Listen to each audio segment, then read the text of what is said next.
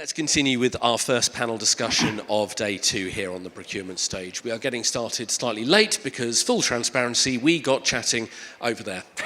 Not going to lie, we got chatting. They're nice people. So let's continue with our discussion, and we are looking, as I say, on the future of agentic AI. So let me introduce our panel first of all. On my far right, we have Abdul Global Performance Manager, Procurement at SLB. Next, Kareem Mohamednur, Principal Procurement Transformation at PwC.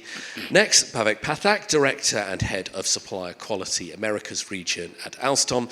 And closest to me, David Schultz, who's an executive with many years' experience across procurement and supply chain operations. And as I say, our future is agentic AI. A warm welcome for our panel, please.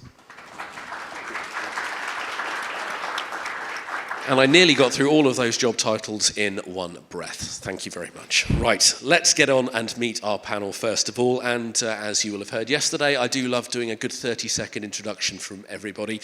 Again, if you ask people to do 30 seconds, they tend to talk for 30 seconds. If you say a minute, it becomes the Wild West. It could be 2, it could be 5. We could be here for the rest of the day. So we'll do 30 seconds. And Abdul, I'll let you kick us off. Hi, everybody. Abdul Muqeet. I've worked in 3-4 countries with SLB, Schlumberger, they used to be called before. It's great to be here. In procurement, my team works on global performance. And my personal passions, I'd say, also go into behavioral economics, which you will probably see in my answers. 30 seconds up. Kareem. Good morning, everyone. My name's Kareem Mohamednur, partner at PwC. And I spend most of my time helping organizations transform their procurement capabilities from operating model through digitization of their procure-to-pay and source-to-contract processes. You've definitely done that before. Bhavik. Right. Good morning, team. So basically, I started my career in automotive industry, worked in a diverse, procurement portfolio, starting from indirect procurement, and then strategic sourcing, commodity management, and bid management as well. And then from last 3 years, after spent 15 years in the procurement and supply chain domain, I switched my career into product development, product quality development side, and then currently I'm in the supplier quality domain in rolling stock and train industry. Thank you very much indeed. And last but not least, David. Good morning, everybody. Happy to be here. I've had the privilege of running several procurement and supply chain organizations for Fortune 500 companies and so on, and had started my own business and sold that after about a dozen years. And I'm really excited about the future and where this whole sort of AI revolution is taking us, and looking forward to sharing some of those experiences and learning from everybody else as well. Absolutely. Those were some of the finest 30 seconds I've had over the last 2 days. So thank you very much indeed for that. So where I'd like to start is with a little bit of context, because in every technology conversation I'm having at events such like this, the subject of agentic AI is never far from the top of the list of priorities. So where I'll start, Abdul, if I could start with you, and your thoughts on how big an inflection point you feel agentic AI is in procurement. And is it the big change that's really going to be shaping the industry in years to come? Your thoughts? Look, I think in terms of an inflection point, my personal opinion, the inflection point passed, when the AI scale started to happen more. We are just going now through a series of further inflection points where we are accelerating, right? New things are coming on board. Now agentic AI is exactly that. I feel with agentic AI, the potential is much bigger.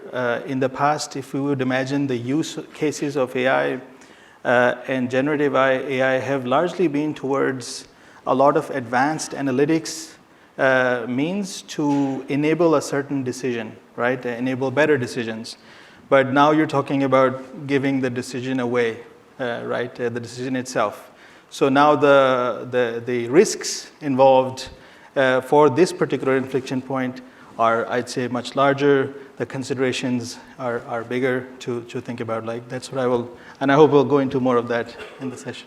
Absolutely. Kareem.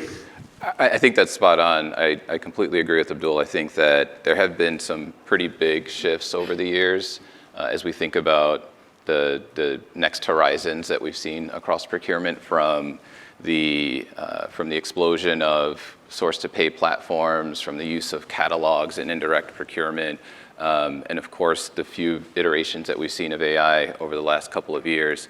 I do think this has the potential to be a huge step change, especially if we solve some of the risks and challenges that Abdul mentioned, and really migrate to a point where we're starting to move the work from a lot of the tactical execution that's being done by humans today and move that over to agents.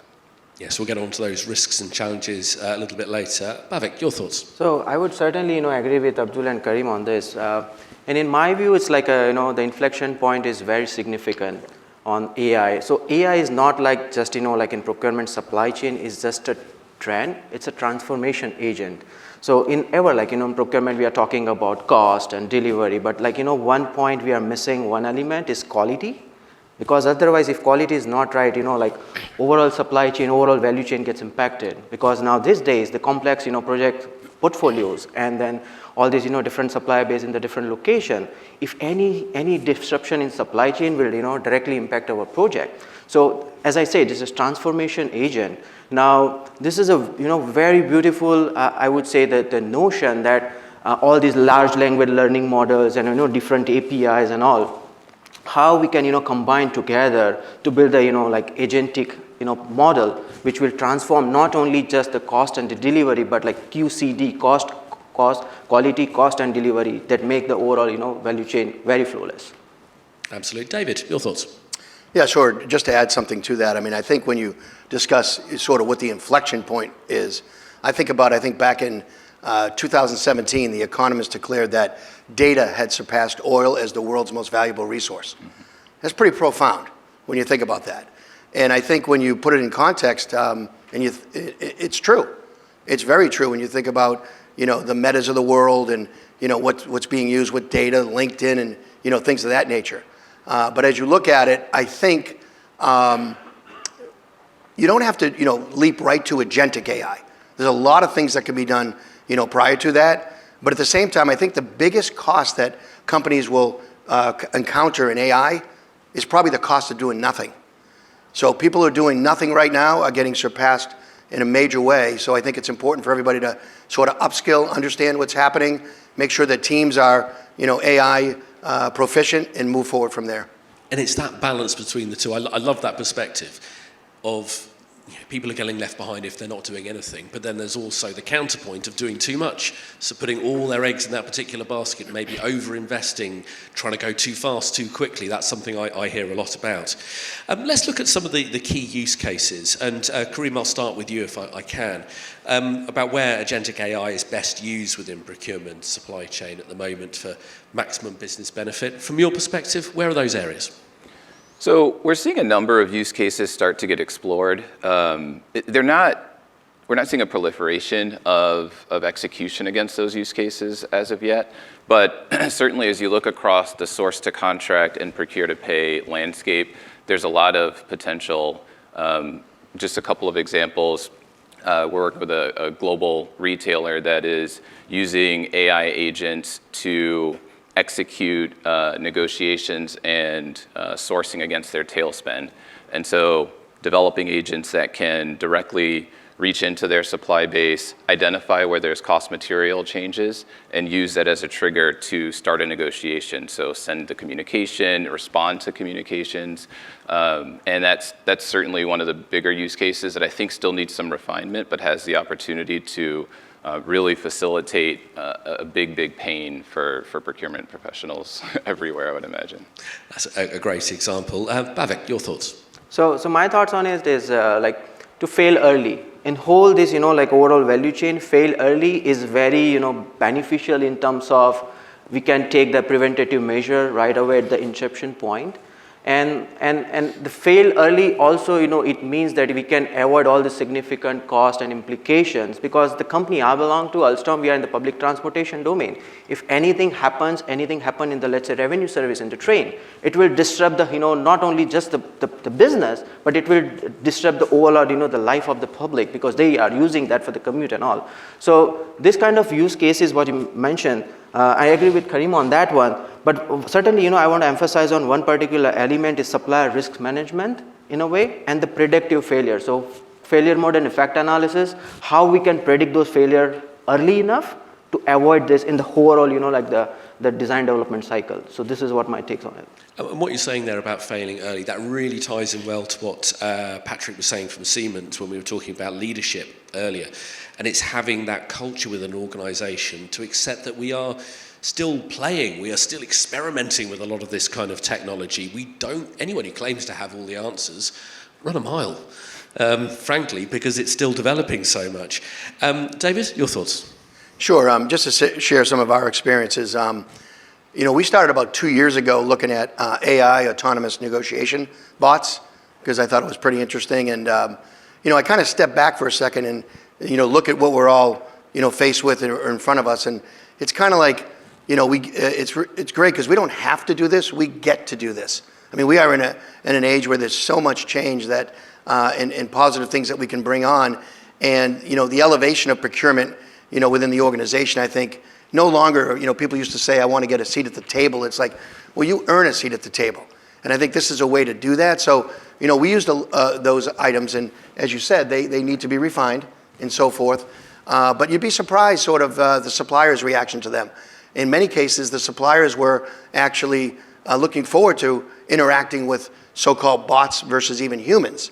But you sort of have to put that in context because, as you said, there was a lot of tail spend being going on there. And a lot of times those tail spend vendors didn't even know if anybody knew who they were. So maybe it's better that even a bot knows who they were versus something else. But there's a lot of work to do on that. I mean, all the way from starting off with a bot just saying, no, what's the question? Can you give me a better price? To a generative AI email that goes into something that's pretty deep about maybe why we need the price reduction, to an agentic aspect where it goes in, maybe does the research, looks at data, comes back maybe with a should cost model or even an anchor price. So there's a lot of activity, and as you said, work ahead, but it's pretty exciting what's going on in that whole negotiation space. Absolutely. Abdul, your thoughts? Kind of what David was saying, I know sourcing and negotiation seems to be like a very low-hanging fruit, but is not as low as you may think for agentic AI, right? And what I see is that it's also the question of being early in this use case in particular. I don't know how many of you have thought about the fact that your bot might start a negotiation, but there might be another bot waiting for it over there on the other side. And that introduces a whole different level of complications around there, right? Talking about, again, from the human behavior perspective, there's other things to consider there, meaning we know from pattern recognition that human beings like to make deals on a Friday, but they like to start a negotiation on a Monday, right? Agentic AI does not have a schedule, right? So it's very different in terms of how you need to plan it. So that brings another whole area of what kind of expertise we need. I think we'll talk about that a bit later in order to even set up these use cases properly.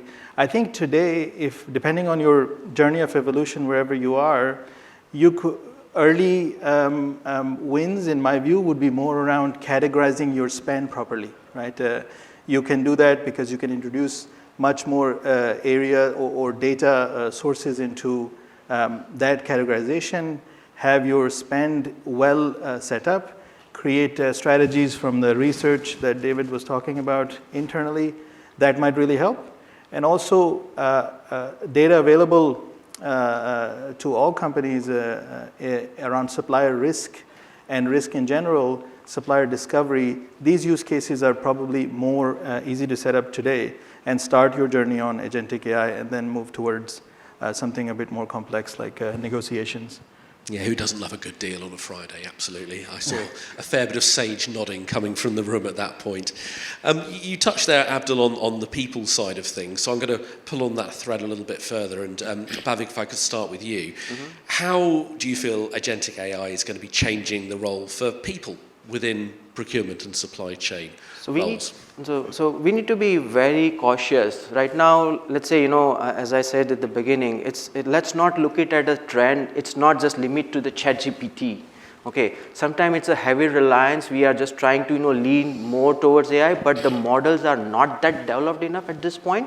So I think it's very important that how those, language learning models are trained, because it's making the decision, but now we need to take an action. That is all about the agentic AI, that it will take the automatic action. But how this, language learning models and APIs work together, and also basically once these things will up and running, ultimately it will free up the time of procurement and supply chain team to focus on more strategic aspect, not just the repetitive tasks. They can shift focus on all these dimensions critically. So if we see the people perspective, sometimes the perception is that, okay, it will reduce the workforce, but that's not the case. It's all about shift the paradigm that now procurement and supply chain agent, they need to understand AI, how effectively they're going to use that as a transformative agent, not just use it as a trend and then make it just use for their day-to-day purpose, just to bring little efficiency. It will make a significant change if it's used effectively without keeping like a human factor very much involved on that one, meaning let's say, okay, that will reduce the further the manpower and all that, because that's the notion sometimes, it's a wrong notion. So. And I've said it on this stage already over the last 2 days, and it's a line that I was given at our Tech and AI event a few weeks ago, and that it's, AI isn't here for your jobs, people who know how to use AI are here for your jobs. I wish I knew who said that to me, because I'd like to create it in a range of mugs, and we I do did. very well from it. David, your thoughts about how people come in there? David, your thoughts? Yeah, I think I kind of align with the BCG model that I saw recently. It's sort of the 10, 20, 70. 10% is really the algorithm, 20% is the data, and 70% of the humans. And I think the way it's best to get folks engaged, and we've had success with this, is you set up sort of like tiger teams of looking at certain areas that aren't just about AI. I mean, because at the end of the day, to me, it's still about ROI. But AI might be a path to get you there. So the answer isn't, AI, what's the question? But you do you put these tiger teams in place, maybe sort of mini hackathons, or even some set up internal competition, friendly competition for folks to come to that weekly or, monthly meeting with, hey, look what I did. We had some individuals come in and say, oh, I built, this agent that looks at my calendar, knows when I have a meeting coming up with a major supplier, brings it back a week, brings in their 10K, brings in their quarterly earnings call, summarizes it, and when I sit down with the supplier, I know way more about the company than they do. Because I think the reason why most negotiations fail is because of lack of preparation. So I really still think it's about humans for sure, because in many cases, even in the operation, the tech may run the operation, but the talent runs the tech. So again, it's all about people, and we really shouldn't forget that. And it's about enablers for those people. Absolutely. As you say there, the answer is AI. What's the question? We'll add that to our mug range, and I'll let you take a cut. Abdul, your thoughts? Look, I think, again, with the question around the roles of people, the quick reaction is going towards scalability modeling, the need of lesser people to do the same job, etc. The more automation kind of a thought process. But I would invite you to think a bit more beyond that. Think about the manager who will now, or the lead of the team, who will now have 2 agents working for him or her. There's 8 people and 2 not people. And this manager lead now has no idea how to manage those 2, and also how to manage a team with 2 in that team. The dynamic, they have no idea how to do that, right? And that's a totally different skill set for them to learn, to apply. And remember, like I was saying in the last question, a lot of it is pattern, behavior, etc. There is no behavior known of how those agents will actually do their job. Years from now, that data will be collected, and those teams will actually be set up. So when you think about how to do it, think about first, what actually applies. We recently did a really good scalability model on supplier management, and we sat down excited with the AI studio internally. We're like, what did you use? How did you do it? They're like, we didn't use AI. And it was a downer for some reason. They did a very good algorithm. They figured out a constraint optimization model to do excellent scalability on supplier management globally, but it was the right fit. So figure out the right fit, and don't just go for the hyped fit, right? And then think about the intricacies of how the roles are set up, how the teams are set up. One more thing I would add is that it's also a question for executive management or ELTs in our organizations. They, in many cases, will also not understand the need for additional resources when you're doing agentic AI, right? So that has to be communicated, I think, as leaders properly by ourselves. What a fantastic example. The fact that it was a downer that AI hadn't been used, but it's the right tool for the right job, isn't it? Yeah, exactly. Kareem, your thoughts? Yeah, so I think all the panelists hit the point well. The one thing I'd amplify to what Abdul was saying around operating models is that we'll have to look at operating models for sure. The way we think about the process will change. I was working with a hospitality distributor earlier this week, and we were talking about their future state contracting process, which today has tons of approvals and is very slow and creates a lot of frustration.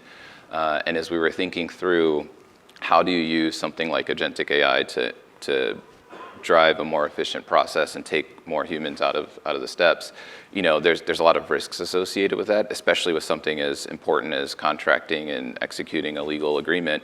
The piece that there's still concerns with things like hallucinations, like that still comes into play, even with agentic AI.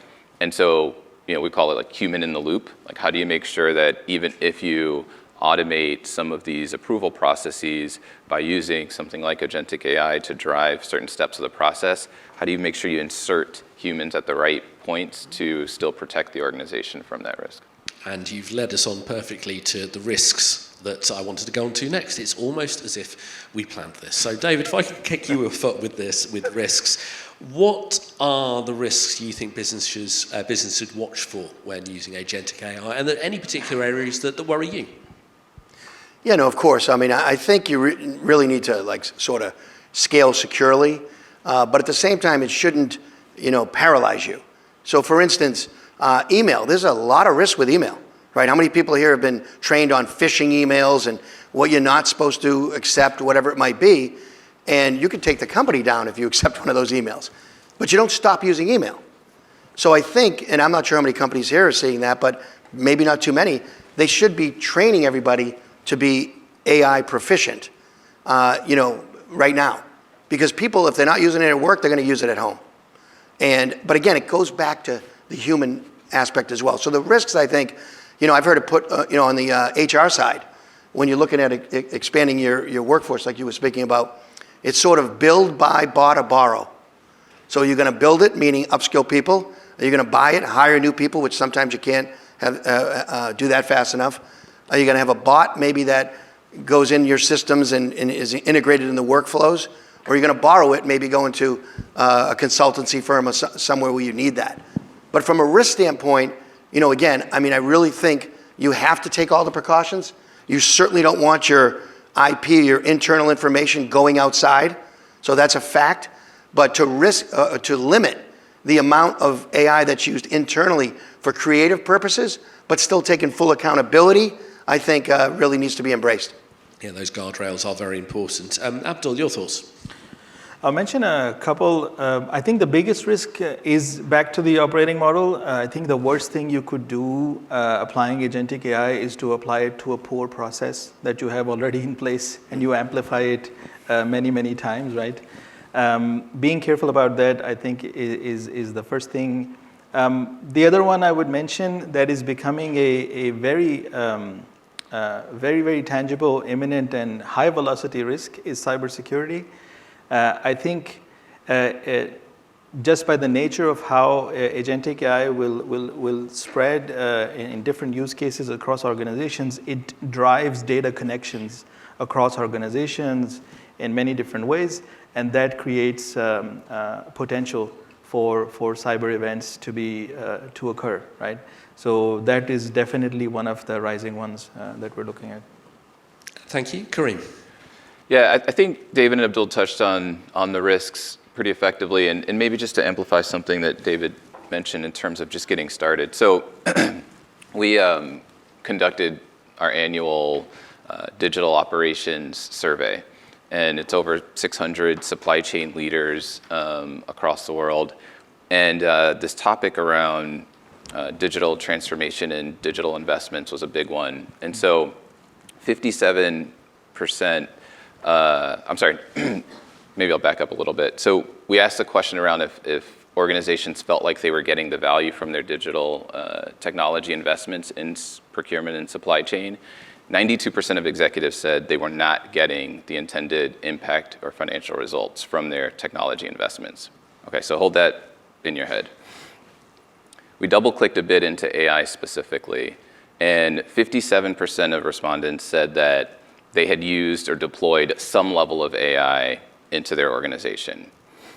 Of that 57%, 18%, so a very small portion, said that they had fully deployed against an entire critical process, AI end-to-end within their organization.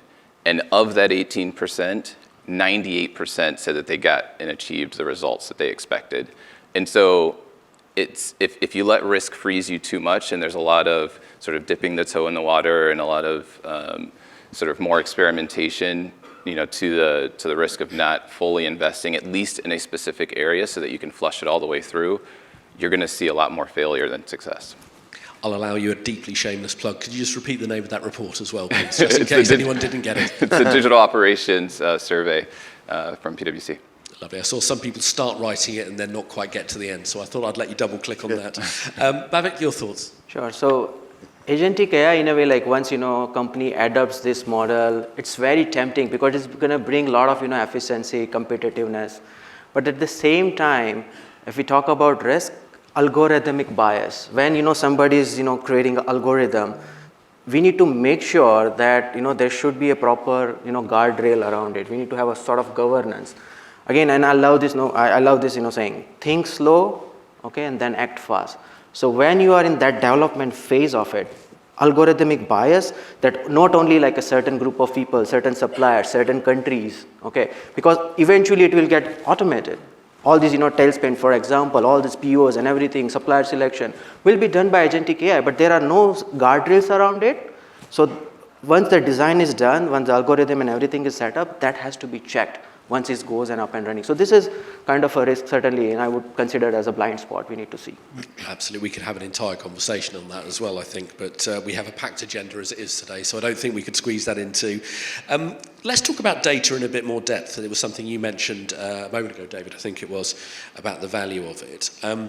And the kind of data setup that's needed to support agentic AI, because Abdul, I think it was you who said if you've already got a bad process and you put AI on top of it, absolutely, whoever laughed there, I couldn't agree more. Abdul, I'll start with you on that. What kind of data setup do you need? What kind of guardrails do you need in place to make sure you are ready for this kind of step? A not so perfect one. That's the simple answer, because you might get frozen in even starting if you try to perfect your data too much. Again, I think as human beings, we see an Excel sheet, we see 100 cells. We just love it when the 100 cells are full, right? But 50 of them are wrong, and they're hurting you more than being blank. So I think quality of a smaller data set can enable you much more than poor quality, huge data sets that you may think are just more complete, right? They're not complete. It's a kind of an illusion, right, that we create for ourselves. I think a key question around data is also to not get too stuck between structured and unstructured data, right? Again, talking about SLB, there's a lot of M&A activity over the last 100 years the company has existed. Many new firms come in with their own ERPs, so you might be caught in a loop of trying to figure out, how can we call the same category the same thing? How can, the suppliers be harmonized, etc. Again, that rabbit hole can stop you from even starting. I think we should be a bit more open to unstructured data. And agentic AI actually has a really good use cases of taking specific application-based data from unstructured data and applying it to a specific use case, and it works pretty well. That kind of a decision, I think, is not humanly scalable anyway. We can't, even if we say we can do it, we can't do it. So that kind of a decision, I would be much more comfortable in giving to an agent and driving with that, right? Kareem. And I think this is where Gen AI and Agentic AI work really well together. Yeah. Because, I mean, even just using maybe using like supplier risk use case as an example, a lot of the challenges in the supplier risk realm is you're collecting a lot of unstructured data. You're sending out surveys, suppliers are filling out hundreds of cells, either for a third-party risk reason or for a sustainability reason or for a supply chain transparency reason. They're giving lots of data in an unstructured format. Gen AI is really good at converting unstructured data into structured data so that now you have more discrete values that you can actually draw some insights from and make decisions against. Agentic AI can then take what Gen AI builds and take actions against it, which was really hard to do before the advent of Gen AI and what it's able to do through large language models. So I definitely think, like, don't get frozen by the data. Think of how you can make the universe smaller, focus on a really specific area, and then deploy these tools to help create some structure out of chaos. What a lovely expression. Bhavik. I fully agree with Kareem. I mean, generative AI and agentic AI. I mean, the one key factor here is to have the data live. It should be live because agentic AI gonna take actions beyond that. So it should not be like a old data. Generative AI keep on feeding the data for the agentic AI models and keep it more in dynamic in nature, which will give because ultimately if it's the garbage in garbage out situation. So we need to avoid this at all cost. So fully agree with Kareem on that one. Thank you. And David, I'll give you the last word on data. Yeah, just quickly, I've said for a long time that I think one of the biggest problems in business is opinion masquerading as fact. And so data is important. Everybody's heard the, figures don't lie, but liars figure. In God we trust, all others bring data. And I think what you said is right, is it shouldn't stop you from working and making progress. I mean, as long as you can locate it, it's structured to the best of your ability and it's governed, get at it. Get at the data because, obviously trying to improve it and so forth, but I think there's, a good opportunity to make that happen. And, when you talk about Gen AI and the hallucination, which you brought up earlier, it's funny because I think that's getting a lot better. But the way I've heard hallucination used in the past was, vision without execution is hallucination. So that's the hallucination we should be worried about. Having a great vision, but not executing. Executing, I think, is really what we all have to get on. I always try and make a mental note of lovely turns of phrase or expressions that are used at these events, largely so I can shamelessly steal them and use them in the future. So Dave, if you could just slow down with them and let me keep up, I'd be very, very grateful. Can we talk about ethics and regulation for a moment? And this, again, is a subject that we could easily have filled half an hour with. How might rules or ethical concerns affect how agentic AI is used? Kareem, can we start with you, please?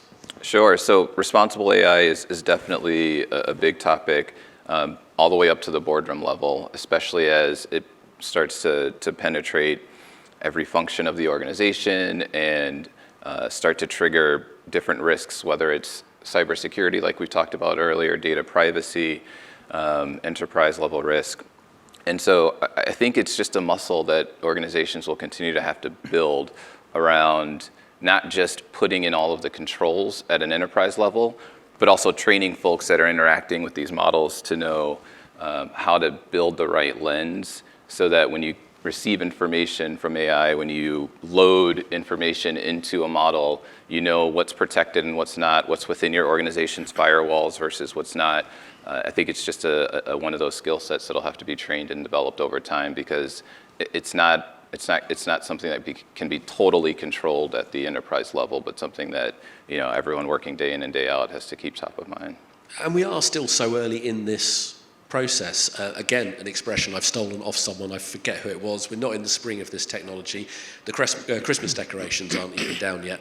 It's a lovely expression, and I wish I'd actually delivered it without stumbling. Can I move on to you, Bhavik? Your thoughts? So certainly, I mean, we need to create a kind of a swim lane. The expectation is not that all these different functions, they are super experience with the AI and know the programming, but at least just like prompt engineering, the what basically we ask AI to do for us. I think ethics, as you mentioned, it's like it's a pivotal role in this to create a swim lane that okay, these are my limits, so we need to communicate with the different function, whomsoever is using AI, that okay, these are your limits. You need to stay within this, boundary lanes. So I think that's important to, emphasize on this one to avoid any ethical issues in the organization. Thank you. David. Yeah, I would just add to that, a lot of us probably are looking for assistance or outside, from your tech stack and so forth. And the thing that I would say is that what I've learned over the last probably 6 months is unless the companies you're working with, and this is from a responsible standpoint, as well as getting it sold to management, unless they're built on an AI native platform, versus maybe an AI enabled or an AI, powered, they probably have a long way to go because there's so many advances coming now that if they can plug and sort of play that in there, it really will keep you up to speed with all the new things that are out there. So some of those companies, my hat's off to them, started maybe 3-4 years ago, and they were ahead of the curve. But now they may have to look at it and say, you know what, I got to build this thing more on a agile basis because I think it's not always going to be the smartest who wins. It's going to be the most agile who wins.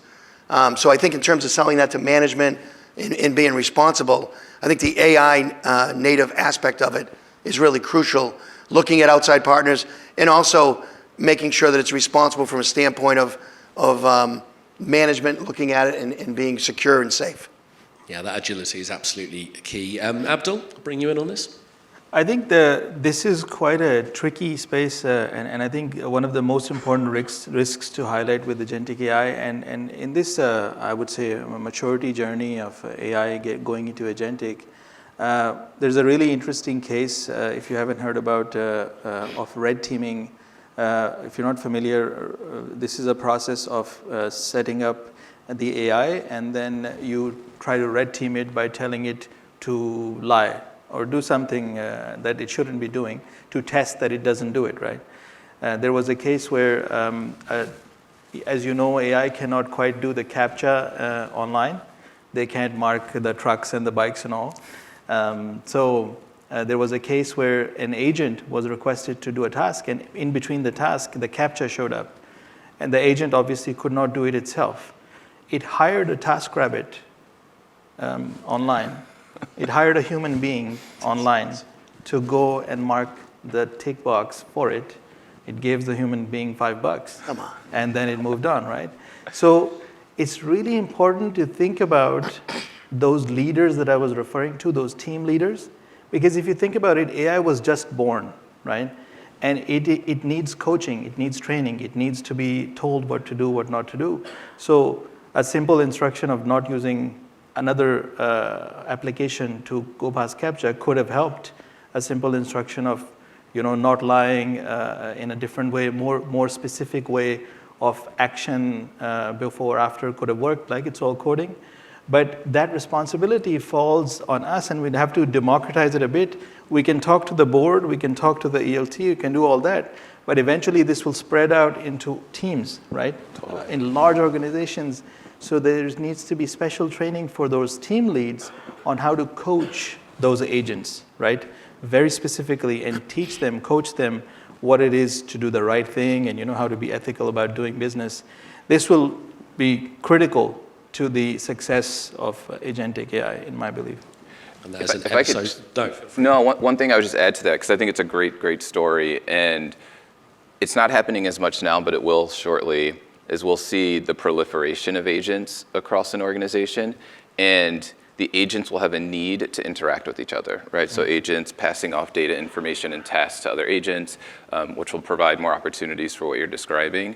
And so one of the things that organizations are starting to think about now is how they orchestrate all of their agents. So building an orchestration layer on top of their agent infrastructure. And so, we developed something called PwC Agent OS to do exactly that, which is how do you think about it from an enterprise lens that says, okay, we have agents all over the place running around doing things, but we also need them to interact with each other and to synchronously move from one business process to another business process. That opens up some risks, but it also provides an amplification of that potential impact as well.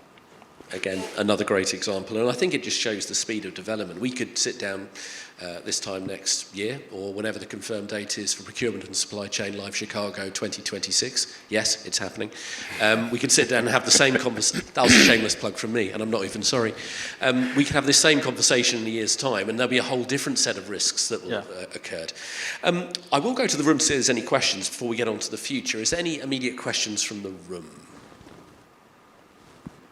Oh, we do, right at the back. 30 seconds. 30 seconds.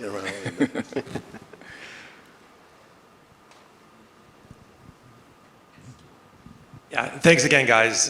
Do appreciate the time. I just want to go, I have one very specific question. David had mentioned a BCG report, 10%, 20%, 70%, 70% talent, 10% I think was software, and that obviously talent runs the tech. But I'm curious, when is the tech going to run the tech? And so probably more for Kareem right out of the gates, but I'd love to hear from all of you. It sounds like obviously a lot of companies that are at scale, very large organizations, are experimenting with agentic AI. But from your perspective, how far off are we? Are we weeks away? Are we decades away? Where are we? I think the tech interacting with tech is already happening. So there's a global logistics company that has built an infrastructure of agents to help coordinate shipping across a network of lanes. And when they need to make changes based on weather, road closures, whatever it might be, there's an agent that reaches out to an agent to say, hey, this weather thing happened, or this change in the network happened. We need to adjust based on that. The agent receives that information and then redeploys the trucks by reaching out to the drivers and says, you need to. So that is already happening. I think your question is also going to, when is the tech sitting on top of an entire business process and running and operating that tech? I think we're a few steps away from that, but I wouldn't be surprised if within the next 6 to 12 months, we're starting to see use cases of exactly that happen. Because the capability is there, the controls haven't made the Fortune 500 comfortable enough to really dive into that just yet. Anyone else want to contribute to that answer? Yeah, I would just add, and I think what you're describing is, I've heard as, the self-healing supply chain. And yeah, I think a lot of that is going on. And I think we're going to learn a lot through those processes because, maybe they're not as crucial, to take maybe a business down, let's say. I'm not a pilot, but, a lot of these airplanes, my understanding, they fly by wire, right? So we're in a plane and we're trusting that it understands how the tech, is going to work, over, long periods of time and so on. But I use some of these analogies because that's sort of how I learn, and sort of the way I think about it is, as we go forward, I mean, the development, like you said, is we're developing right now in dog years. So when you say we're going to come back in 2026, nobody has any idea what this panel or a different panel is going to be talking about. And it's not just 7 years for every year, because I actually did some research into this. The first year of a dog is 15 years of a human. The second year is about 8 or 9. And then it's about 4 after that. So when you get to the 7th year, it is 49. But most happens in the first 2 years in terms of aging. So there's a tremendous amount that's going to happen in the next 2 years. And it's going to be, I don't think any of us even know about it, but I think obviously we're all here and we want to be part of it. I love the comparison of agentic AI with dogs and dog years. That's fantastic. And you've clearly not met my dog, who barks at nothing, absolutely nothing. Anyway, we are up on time. We've covered a tremendous amount of ground. So I'd like to say a big thank you to Kareem, to Abdul, to David, and to Bhavik for the Future of Agentic AI panel sponsored by PwC. Thank you to our whole panel. Thank you. Thank you.